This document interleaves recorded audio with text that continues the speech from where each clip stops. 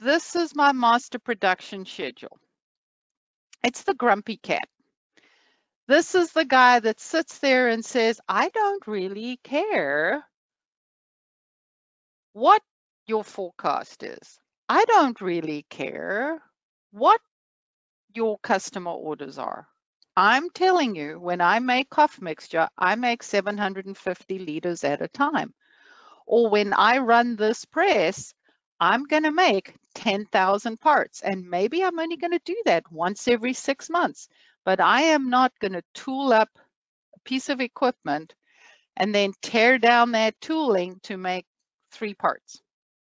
So master production schedule, I think of as the grumpy cat.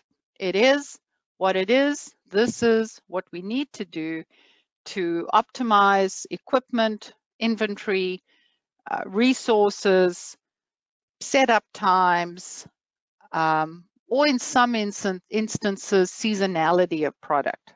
So grumpy cat, MPS. MRP is my cat riding a unicorn with glitter and rainbows, and it's the what could I possibly be doing? Can I be doing this? Can I flex that? What would be the best way of driving inventory to zero? What would be the best way of optimizing all my resources?